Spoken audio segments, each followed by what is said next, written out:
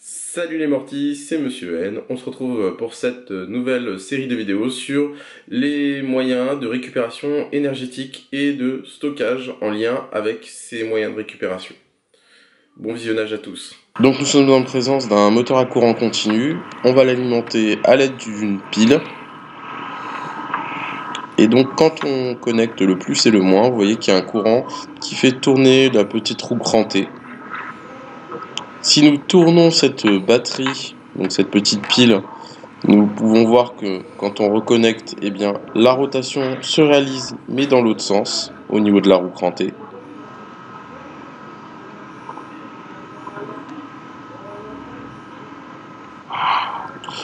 Donc j'ai réalisé ce branchement-là, donc deux moteurs qui sont reliés par leur roue crantée, et donc le deuxième moteur qui est relié directement à l'aide de ces câbles à un oscilloscope.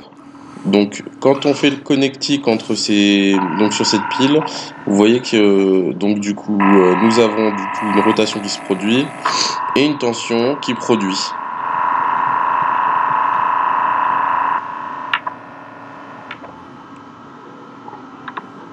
Donc si nous changeons le sens de la pile et que nous réalimentons,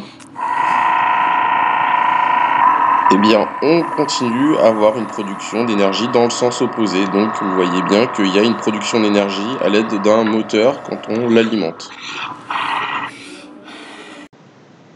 Donc, ce qu'on peut voir, c'est apparaître donc justement ce qu'on appelle la réversibilité des motorisations en électricité.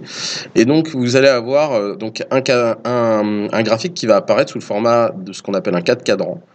Et donc, vous allez voir que dans le cadran 1 et 2, on est en marche avant.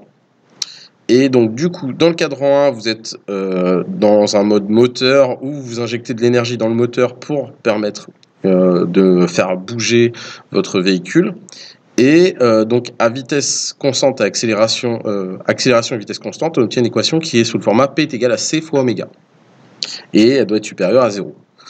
Donc là, c'est ce que vous voyez à cet endroit-là. Donc si vous avez une vitesse positive et un couple positif, donc là, ça vous fait deux choses positives multipliées l'une par l'autre. Donc vous avez obligatoirement un résultat positif. Dans le cadran 2, vous allez avoir l'autre cas, donc là c'est dans une fonction plutôt génératrice d'énergie, donc on va se servir du moteur dans les phases de décélération pour récupérer de l'énergie et pour recharger les batteries.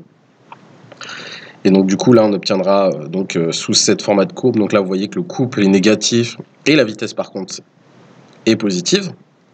Donc là c'est ce que vous voyez apparaître. Ensuite, dans la marche arrière, vous allez avoir la même chose qui va se passer, mais croisée.